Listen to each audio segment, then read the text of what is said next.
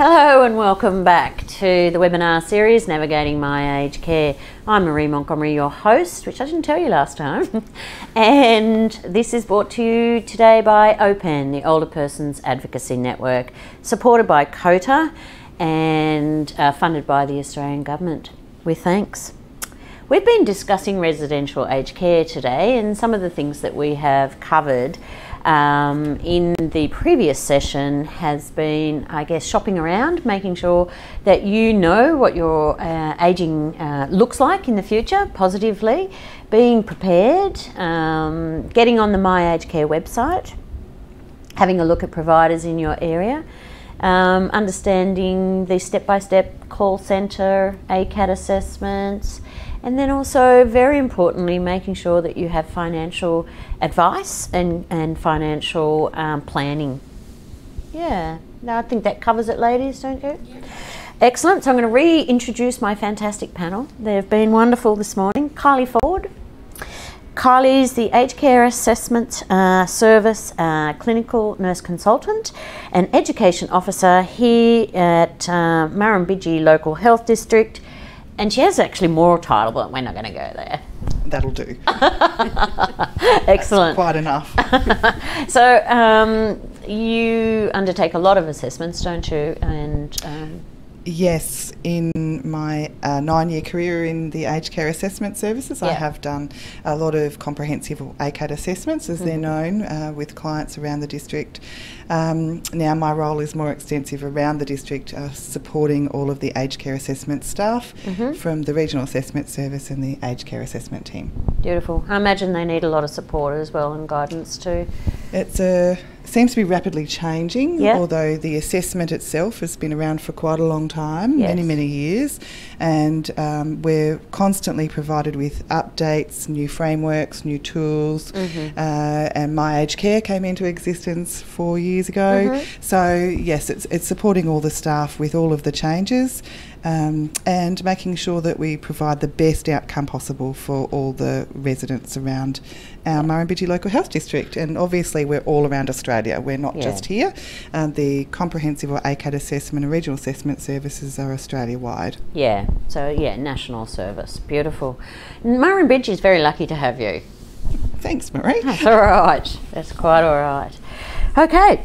So Lisa Krebser, and Lisa is a facility manager at beautiful Woodhaven Aged Care Facility in Lockhart, and she's been just chatting as well about she had recently had training for her staff, and she was on the floor, and I absolutely love this, that you swapped your roles and you know, acknowledged the importance of your staff and what they do. And now her staff need to jump into your shoes, don't they? I would love them to, but no, having a couple of days on the floor with the residents, quite surprising for the residents and very eye-opening for me. But yeah, I think it is good that I get to see all the different roles in our facility. I'm yet to be the chef. So I think the residents are probably hoping that never has to happen. But no, it is really good to diversify a little bit and just see how things run, you know, what I'm asking people to do, what I'm expecting of them, the time frames, that sort of thing, because I think sometimes we forget that life gets in the way of time frames and you know, that sort of thing. Sometimes a shower or help a resident get ready might take 25 minutes, it might take an hour, and if it takes that long and that person's comfortable, then that's what we need to be doing. So yeah, it is good. It's good to get a feel of what other people do in the facility. I've done the cleaning now, I've done that, but yeah, like I said, no cooking yet. We might have to put that on the list. You can always dial pizza. Yeah, we're doing that Friday night, so Friday night's pizza night. Great. And we do bring the pizzas in from a local shop, and I was told it was the best meal. The best meal they've ever had, but we also do have a few sneaky little beers with that. Okay, good. So yeah, pizza and beer night. Friday, that's Friday what you do. night, yeah. So, and that will be, actually I'll call that my cooking night. We'll see how we go. Lovely. I think we might all pop in. Yeah, hey, we're coming. Did you want to say, Lisa, where your staff are or have been the last 2 days? So no, for the last 3 Wednesdays, the staff out at Woodhaven have been undertaking some training with Dementia Australia. So what it will do is hopefully have everyone working towards making residents who actually suffer from dementia, making their lives easier, making sure that we're all on the same page in the care we're delivering, and particularly just understanding a little bit more about, you know, what is required.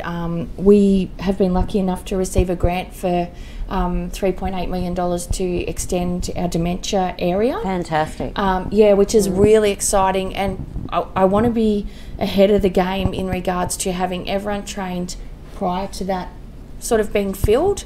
And Dementia Australia are amazing at the training they offer and the information they have. So if you are sort of looking for anything in regards to dementia, jump on their website, have a look. But yeah, they certainly do an amazing job in training people and making sure that the services you're providing are sort of top of the line when it comes to dementia care. So that's a really beneficial thing too. Beautiful, lovely. Thanks for that. Tammy Command down the end. She's an advocate and educator for seniors' rights services here in New South Wales, and does an amazing job for the local region. Thank you. Thank you. It's all yours. Do you want to tell us a little bit more about advocacy while we're there? Advocacy is I do aged care advocacy, so we can help anyone who is receiving Commonwealth funded aged care or is even wanting information on Commonwealth funded aged care. So whether it's in the home or residential, if there's someone out there who has concerns or a family member who would like to even have some information, we can also speak on behalf of the person if we have consent as well, where hopefully we'll sort out issues before they get bigger. Yeah, it's consumer focused with consumer consent. Yeah, fantastic. I love it. So that's a nice segue actually into what we're going to be discussing next in this webinar. So we're looking at the aged care quality standards and brought in 1st July, but also married with the Charter of Aged Care Rights. And I guess the power and choice of the consumer or the client or resident. And that voice is pivotal, and that we empower people to have that voice. And we will also be quickly discussing how to have a complaint. And it may only be just a small thing in that your shades aren't appropriate for your room. If you talk to your provider, you might get that changed. I, for one, don't like a great deal of light coming in. So that would be something that I have, which wouldn't affect yourself. Does that make sense? Yeah. All right, brilliant. So let's do accreditation. And Lisa, I'm going across to yourself. For people out there viewing this, what is accreditation? What is the process? And I know you've just had one. So we did. We had one in October.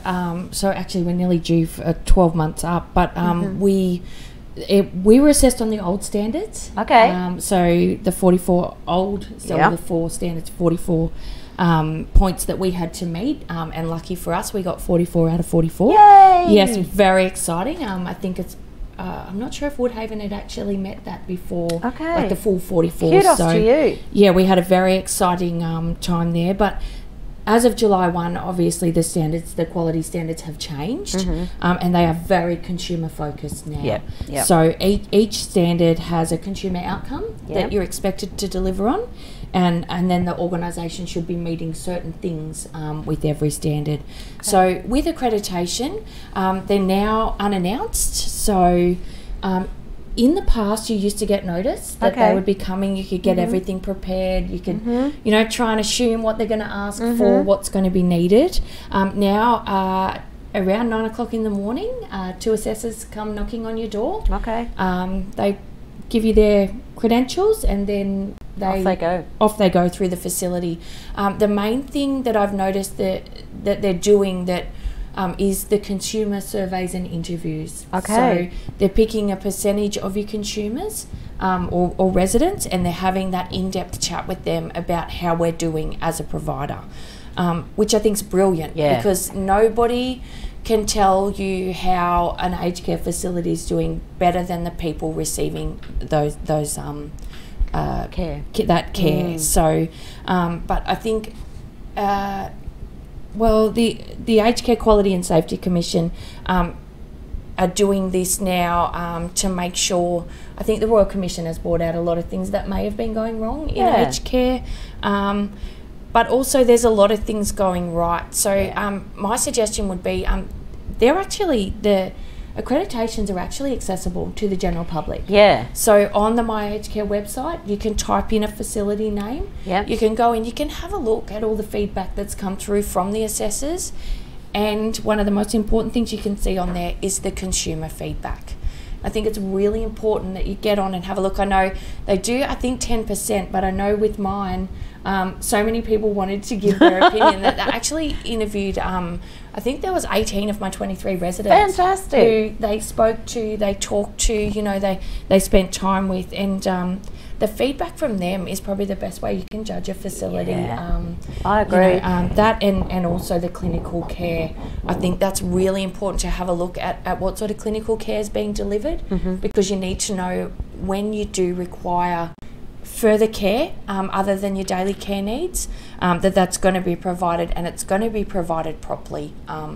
So yeah, they're probably the two things I would say to have a look at how a facility is going. Obviously, it's great if you can look and go, yep, they've met all of the standards and they've passed. But yeah, you know, sometimes there's little glitches, and you know, sometimes people don't pass, and then they have the opportunity to go back and fix that. Absolutely. And look, I think if we look at accreditation positively, it's there to make sure that the consumer is getting the care that they deserve, the highest possible care that they deserve, and it's a good thing. Yeah, I really definitely amazing think so thing. too. And I think the unannounced is brilliant, because at the end of the day, they should be able to walk into your facility at any time and have a picture of how you're running things and how things are going.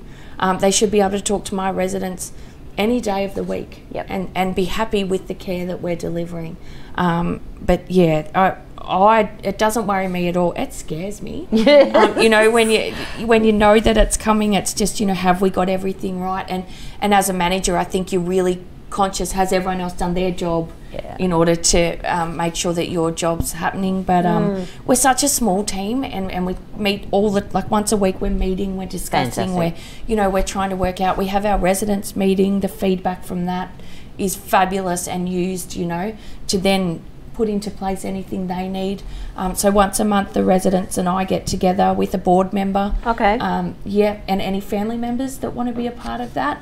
And every single person has the opportunity to ask for what they'd like, or you know, we had 2 residents request chickens. Well, the chickens are there now. Oh, cute. It's important. Request for hot breakfast, so we've brought that in. You know, just things like that make people's lives, you know, better. But yeah, the other thing is, I guess, you know, maintaining your own identity when you go into aged care and being able to make the choices that actually allow you to be who you were. I think that's probably a huge thing in not taking that away from people. You shouldn't become a number. You certainly shouldn't become a room. You should still be able to maintain your identity and your dignity the whole time you're in residential aged care. So yeah, I agree. You don't lose yourself as you cross that threshold. Shouldn't. No. You bring that beautiful self with you. Yeah, and contribute and bring all that stuff with you to make the facility a better place. Yeah, I think it's really important, all the information that you've provided, because these are the sorts of questions that people have to ask of their aged care facility that they're interested in. So it gives you a good guide. I think there are some questions on My Aged Care as well, and there are other organisations that have created some documents and brochures and checklists, so that when you do actually go into a facility and you are asking what services they provide, it can guide you with your questions, such as, can I have my GP? Who cooks the food? Do I have access to really good clinical care? Do you have registered nurses on staff? There's a whole range of questions. Can my pets visit? Can I have them? Can they stay with me? Those are really, really important questions. Can so my thank family you. just pop in and visit as well? Yeah, is there visiting hours? I think that's another big thing. We're an open door at Woodhaven. Good. You come in and come out as you wish. If you're not feeling well and you want a family member to sleep over, we'll try and accommodate that. I think anything we can accommodate that's not going to put someone at risk is really important. So yeah, beautiful, fantastic. Tammy, you've got something to add? Oh no, I think Lisa's covered everything. She has indeed. It's been fantastic. So you will find on the My Aged Care website the aged care quality standards, and Tom's just scrolling down on those now. As we suggested earlier, there are 8 of them, and each of them an aspect of the care, the clinical care, and also the governance, etc., that you would expect from a provider. Now, we've got a question from Steve again. Thanks, Steve. Is the information about a facility's accreditation, for example, before you said you got 44 out of 44, oh, sorry, Steve, publicly available? It certainly is, Steve. So if you were to go on the MyAge website and put in, if you know the provider number of that facility, you can put that in, or the name of that facility. And it is, so it's all there for people to read if they want to take the time to read it. It also does have the consumer surveys and feedback, which, like I said, I think is probably a vital part of that accreditation, because that's giving you the information from the residents and from the consumers. Yeah, powerful information. Yeah, absolutely. All right, cool. Let's move on to talking to providers and I guess making a complaint, because I've spoken to many older people and they don't want to make a fuss. They don't want anyone to be upset, and there may also be a degree of fear involved in, well, maybe I won't get the shower that I want if I complain, you know. So these things are so important. It comes back to choice, and it comes back to your ageing and your aged care. So how does someone make a complaint? Okay, so I'll just start within the facility. Every meeting I speak to the residents about the complaints, and what I say to them is, if they're not telling me what's wrong, I can't fix it. And ultimately, my role is I work for them, so they are my bosses. They tell me how we're doing as a facility. I then take it back to the staff and say, all right, this is where we need to fix things. Yep. These are the things that aren't going so well. After that, they would go to my board if they still felt that I wasn't delivering on a promised service, or, you know, on an agreement. Yeah. And then after that, I'm going to put the microphone across to Tammy, because I'm sure she'll be able to. Yeah. Great. Yeah. Well, each facility would have their own complaints policy, and everyone should be given a copy of that. It should be in the agreement. Plus, there should be all around the facility how to make a complaint. So, yes, we do encourage go locally, go to the staff, because they're the ones that are going to address it immediately. If you don't feel confident, or you've already done that, then you can certainly come to OPAN, Older Persons Advocacy Network, speak to an advocate. A lot of people take the information away and actually speak for themselves and resolve the issue. Sometimes they will ask an advocate to become involved. We'll only do that with instruction from the person themselves. We won't ever be involved more than what we should. So we will try to resolve that. So we will do that by looking at the Aged Care Act, different types of legislation within the Act, and the Charter of Aged Care Rights, things like that, and try to address that. We can't enforce anything though, so we do do wonderful things and resolve things by discussion. However, if the person wants to make a formal complaint, or if it is something far more serious, it could be abuse or neglect, they can also go to Aged Care Quality and Safety Commission, which is the Department of Health's formal aged care complaints, and also they do accreditation. So, and they will investigate and come back with an outcome. Excellent. Yeah. And it's so important that we have these tiers, I guess, of complaint. And you're right, go to the provider first and have a chat. but yes, can be an uneasy process. But again, sometimes I think, and I'm sure you have resolved multiple issues, both of you, or all of you, in regards to meeting someone's right of high quality care. Yeah. Also encourage people to, if it's a group issue, so if many of the residents find a problem in the aged care facility they reside, so it could be the food, it could be something like that, they should express it as a group within the monthly resident meeting or family meetings. I think that's important, rather than doing it each individually.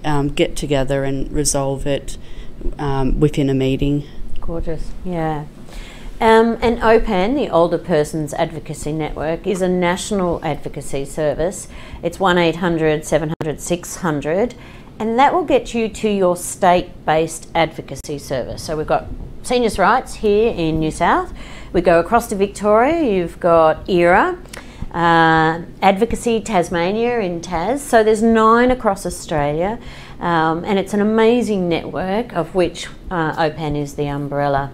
So yeah, 1-800-700-600, and please ring for anything. You know, we can help you and direct you to the right place. Yeah. Alrighty. So we've got another question from Steve. Steve's on fire today. Okay. Is it the responsibility of the provider or the assessor to put that information on my aged care, and it's the information about the accreditation? So it's a good question, Steve. So I don't know the answer to this. So, Steve, the Aged Care Quality and Safety Commission put that information up.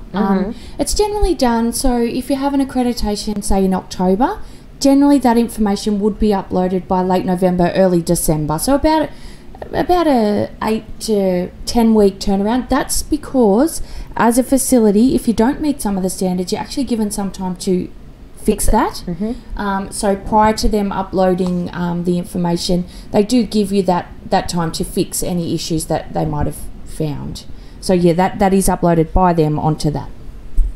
Wealth of information, isn't she? Don't you want to move to Woodhaven? We're full. Excellent.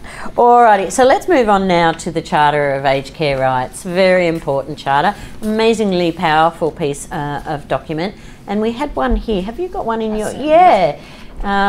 That's it there. And there are 14 rights. I often see the quality aged care standards as the foundation, the scaffold that there must be met. And then I find the rights, the Charter of Aged Care Rights, is the individual colour that you give to that structure. And it's the you part of it. So, Tammy, I'm going to head over to you, because this is your lovely area. So can you tell us a little bit more about the Charter and I guess some of the rights, or even any anecdotal stuff that you may have had experience with in regards to a right? I think with the Charter, it goes alongside, the standards. And as we age and as people go into aged care, it doesn't mean that they have less rights, because we all have human rights. We all have the same rights, and this is just securing your rights. And there's 14 different rights, and before we used to have different rights for home care recipients to residential recipients. So now we've got one standard. So everyone then will be familiar with their rights. So with residential care, everyone who resides in residential care has probably been given their rights by now. The facility the service provider would have signed them as they understand the rights, and given the consumer or resident the opportunity to sign, to make sure they understand. They don't have to sign the rights, but if they feel comfortable, they can do that, just saying they understand that they have these rights. And it's basic human rights, as I said earlier. But the big thing, I think, with these ones has number 7, I think, the have control over and make choices about my care and personal and social life, including where choices involve personal risk, and this has been probably a big discussion with service providers for their duty of care. But that's where, you know, informed decision making comes in, and the service provider will work with the resident to make sure they understand those risks if they're going to take that option, make that decision which involves risk. Absolutely. It's so important that we understand that, I guess, an elderly person coming into care has made decisions all their life. And they've weighed up that risk. A similar thing is, Dad, if you're watching, hi. The ladder. He's been up ladders all his life, and he's recently had a stroke, and the size, like he wanted to go up the ladder. So what we did was change the size of the ladder, so he couldn't quite get to the roof, but he can still do other things. It's mitigating that risk, but still allowing him that choice. Does that make sense? Some of my sisters aren't on board with that, but that's his choice. And making our own decisions, like, it really empowers us, and it makes us feel fulfilled as a person, as an adult. We still have a voice, we still are important, we can still have control. So important. You do an amazing job. Thank you. Excellent. So in regards to the charter, what sort of things in education in your facility, Lisa? Firstly, we educated the staff on the new Charter of Aged Care Rights, but then I sat down individually with each resident, and we went through those. If they had any problem understanding what that meant, we then brought in a family member or a person who they trusted, and went through them again.